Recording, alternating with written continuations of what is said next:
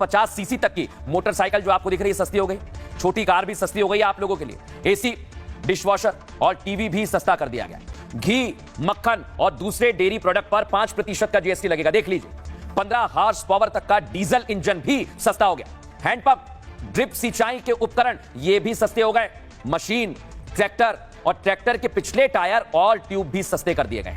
Tractor के लिए hydrochloric pump भी सस्ता कर दिया गया। अब जिस पर कुछ भी कोई जीएसटी नहीं लगेगा वो क्या क्या, देखिए सबसे पहले जो आप रोज इस्तेमाल करते हैं दूध, पनीर, इन पर कोई जीएसटी नहीं लगेगा। छेना, रोटी, ब्रेड, रबर, पेंसिल, शार्पनर और जो बच्चे इस्तेमाल करते हैं मैप, चार्ट और ग्लोब, इन पर कोई जीएसटी नहीं लगेगा। बुक और नोटबुक पर भी कोई जीएसटी नहीं लगेगा। पर्सनल हेल्थ इंश्योरेंस जो आप कराते हैं और अपना जीवन बीमा कराते हैं उस पर भी जीएसटी नहीं लगेगा। लेकिन महंगा क्या हुआ?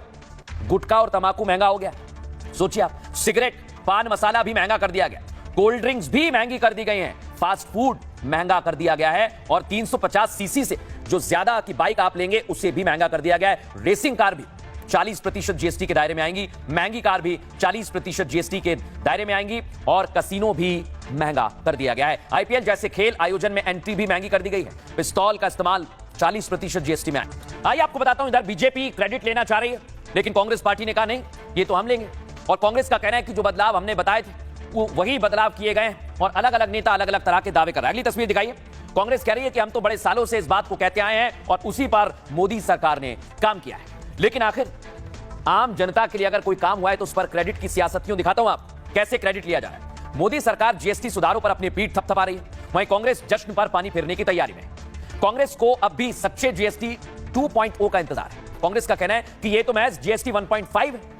और इतना ही नहीं, कांग्रेस जीएसटी बदलाव पर क्रेडिट लेना चाहती है। दर्शकों, राहुल गांधी अपने कई पुराने ट्वीट्स सोशल मीडिया से शेयर कर रहे हैं। इसमें से एक ट्वीट है 8 साल का तो दूसरा 9 साल पुराना है। सोचिए जरा, 2017 में उन्होंने लिखा कि भारत को गब्बर सिंह टैक्स नहीं बल्कि सरल जीएसटी चाहिए। वहीं 2016 की ट्वीट में लिखा जीएसटी पर 18% की सीमा सभी के हित में है। कांग्रेस का कहना है कि 8 साल बाद बीजेपी को अपनी गलती का एहसास हुआ है, जबकि कांग्रेस इसका पहले से ही विरोध करती आ रही है। अब कांग्रेस नेता पी चिदंबरम ने कहा कि 8 साल तक बीजेपी ने मध्यम वर्ग को निचोड़ा। वहीं जयराम रमेश ने पूछा क्या जीएसटी परिषद मात्र एक औपचारिकता रह गई है? अब इसे लेकर जबरदस्त बवाल हो रहा है। लेकिन आपको बताता हूं कि कैसे बार बार बवाल की तस्वीर देखने को मिल रही है। इधर 6 महीने में कांग्रेस चाहे बवाल करे, मोदी सरकार ने आपको 2 तोहफे दी।